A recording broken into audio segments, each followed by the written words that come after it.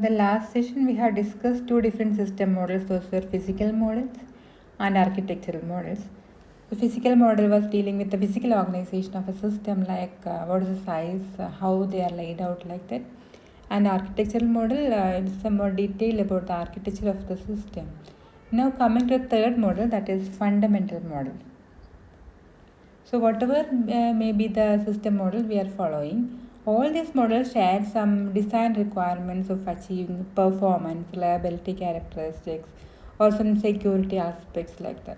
So the fundamental model describes the fundamental properties of a system, which is more specific about these characteristics like failures, security issues, what are the assumptions, like that. So, fundamental model describes the fundamental properties of a system like its characteristics, failures, and security risks. Three different categories of fundamental models are there, which describe particular aspects. Like first one is interaction, second one is failure, and third one is security. So, different aspects of a system, different basic properties of a system are more specifically described using these interaction, failure, and security models. So, all these models, the main purpose is to make explicit all the relevant assumptions about the system we are modeling and to make a generalization concerning what is possible inside that network or what are impossible. All those assumptions will be made explicit. The generalization may take the form of a general purpose algorithm or desirable properties are guaranteed. The guarantees are dependent on logical analysis and where appropriate mathematical proof also will be there. So interaction models. As you know, in the case of distributed system, computations occurs within processes and these processes have to interact by passing messages. And this message passing mechanism will result in a communication and coordination among different processes, right? But here in the case of a distributed system, this communication will be affected by the delays in the network. So the interaction model deals with such things like what's the communication delays and how much it can be tolerated, or what are the different problems with this communication delays and all. Also, it will discuss the difficulty in maintaining the same notion of time across all the computers in a network. We don't have a global clock. Such things are discussed in the case of interaction model. And the failure model. So we know that the correct operation of a distributed system is always threatened by the occurrence of different faults, different levels of faults. So this failure model discusses or classify these faults in a distributed system, and also it analyzes the potential effects of these faults in the design of a system and how we can design a new system which can tolerate these types of faults. The third one is security model. So the modular nature of the distributed system and their openness exposes these systems into attack by both external and internal agents, right? So this security model defines and classifies the form that such attacks may take and also provides a basis for the analysis of threats to a system and for the system design that are able to resist such attacks. Now let us elaborate these three models in detail. Interaction model. So in a distributed systems, as you know, it is composed of many processes and these processes interact in a complex way to perform some computational task, right? So different types of process interactions will be there, like multiple server processes may cooperate with one another to provide a service. Just for example, DNS server, partitions can be there to replicate the data, right? So different servers may be there containing the data, and these server processes communicate with each other to provide a domain name service.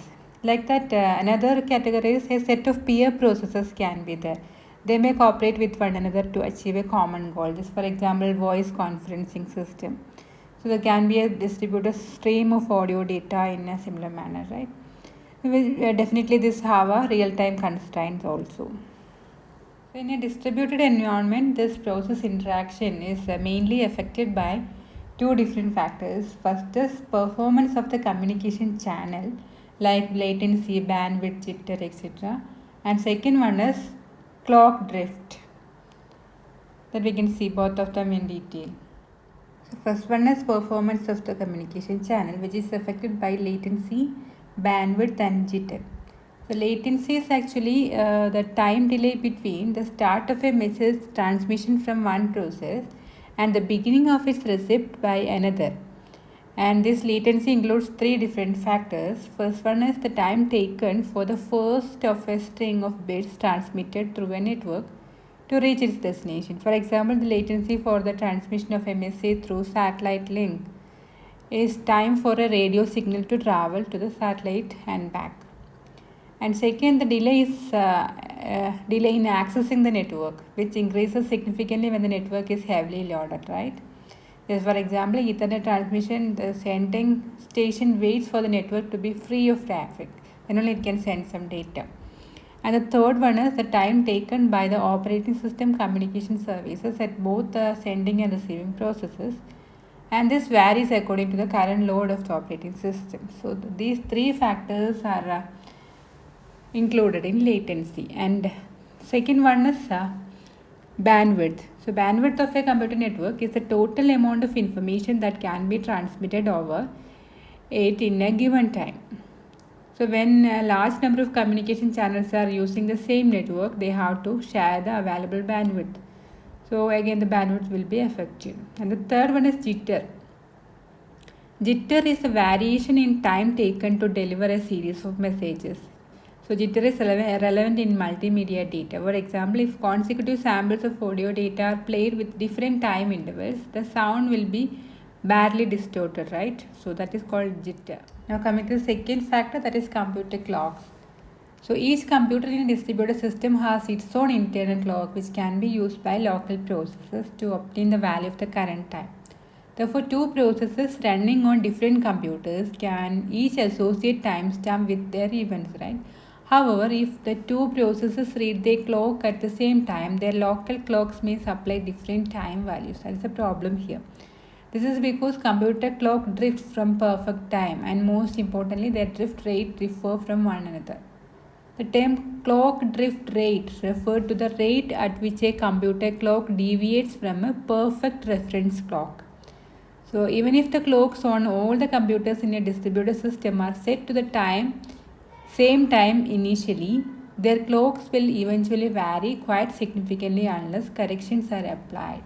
So clock drift rate may be different for different computers. That depends on the crystals and all which is used for making that clock. So how this clock drifts, variations in this clock drift can be corrected. Different approaches are there.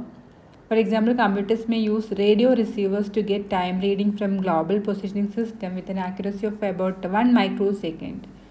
But GPS receivers do not operate inside a building, or it may not cost be justified for a computer. Instead of that, a computer that has an accurate time source such as GPS can send timing messages to other computers in the network.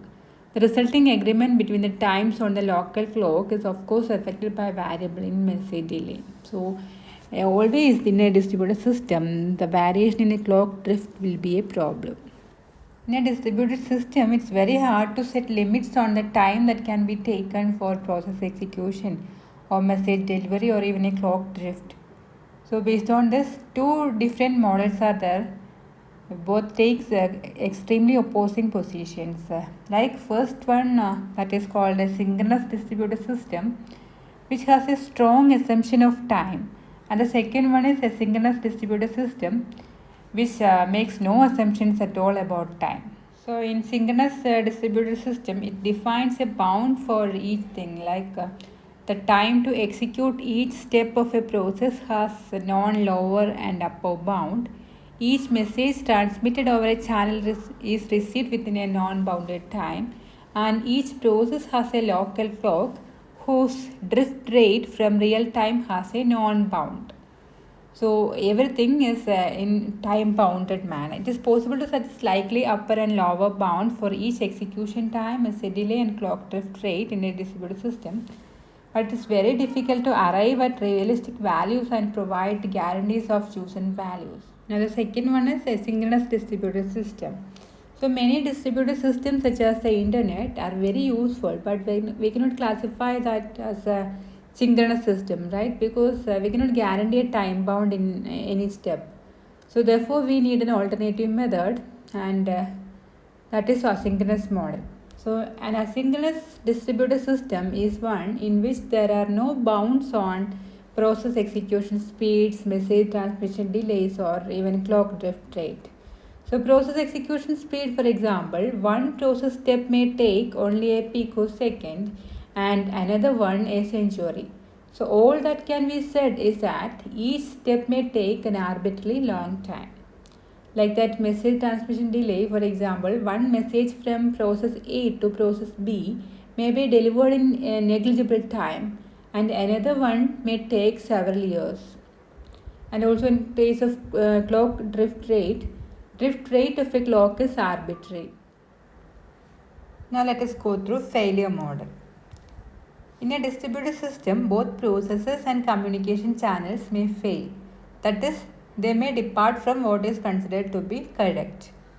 So the failure model defines the way in which the failure may occur. So by which we can it can provide an understanding of the effects of failures. Different categories of failures are there, like omission failures, arbitrary failures, and timing failures. Now, omission failures, either the process or a channel can fail due to some problem, and it will fail to perform the action that it is supposed to do. Coming to process, so process or a channel can fail, right? So process omission failure first we can see. So a process crash is called a fail stop. If the processes can detect certainly that the process has crashed, and this can be done in a synchronous system using timeouts.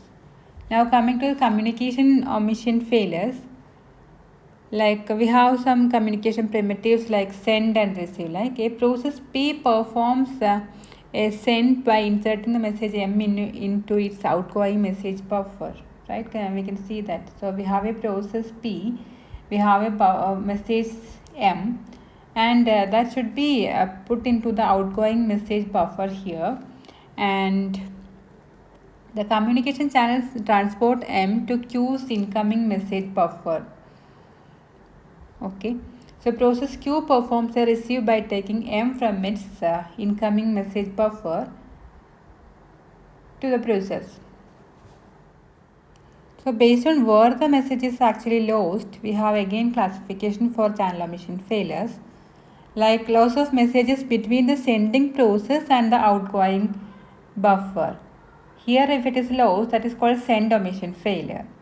Or if it is lost in between the incoming buffer of the receiver and the receiving process, in that case it is called receive omission failures. Or it can be in between, that is inside the channel, and that is called channel omission failures. And the arbitrary failures or Byzantine failure is used to describe the worst possible failure semantics. So any type of error may occur in this case. For example, a process may set wrong values in its data items, or it may return a wrong value in response to an invocation.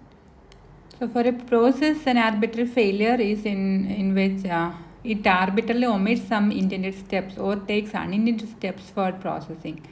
Arbitrary failures in process cannot be detected by seeing whether the process responds to invocation, because it might arbitrarily omit to reply. Like that, communication channels also can suffer from arbitrary failures. For example, message contents may be corrupted, or a non-existent message may be delivered, or real messages may be delivered more than once. So these are the summary of different types of omission failures and arbitrary failures. Fail stop and crash failures occurs for processes. In case of fail stop, it halts and other processes can detect that the process is crashed or it is stopped working.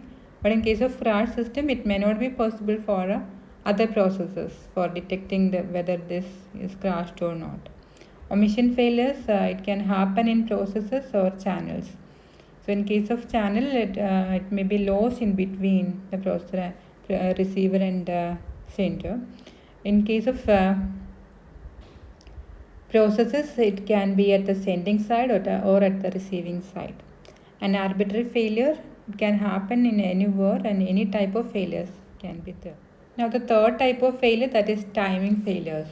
The timing failures are applicable in synchronous distributed system because we are setting some time limits there for process execution time, message delivery time, and clock drift rate. So these are the summary of different timing failures. It can happen with a clock, that is the clock drift rate of a local clock of a process exceeds the time bound or bound on the drift rate from the real time.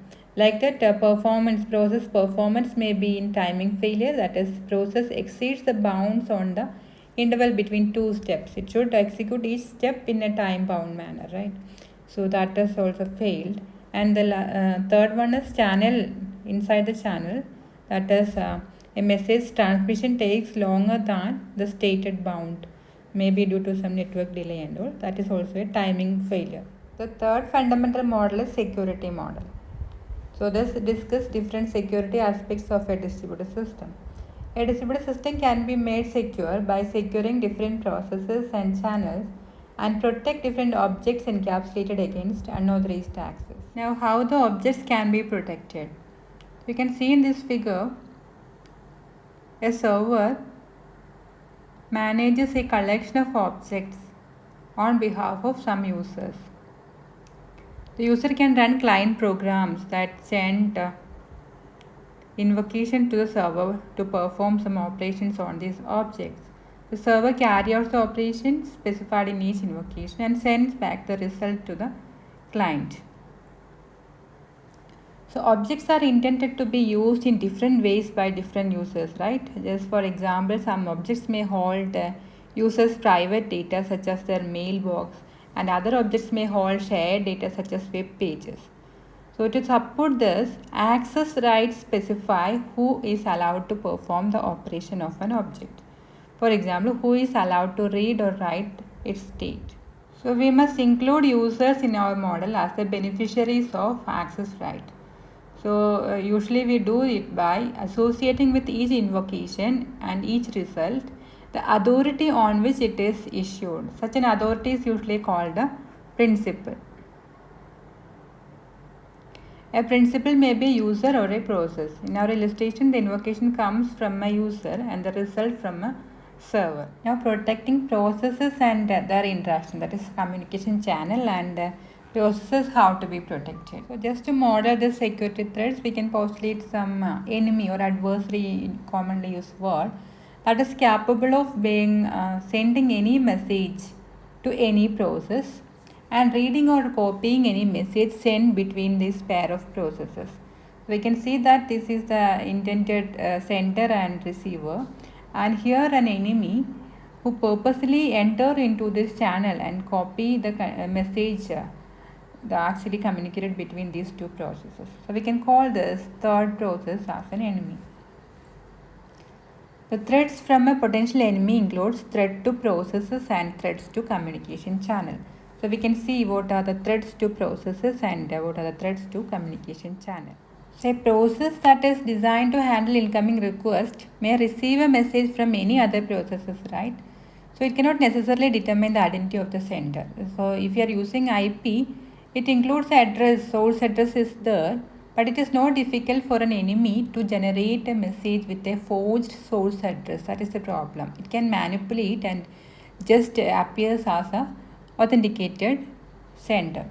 So this lack of reliable knowledge of the source of a message is a threat to the correct functioning of both the server and clients.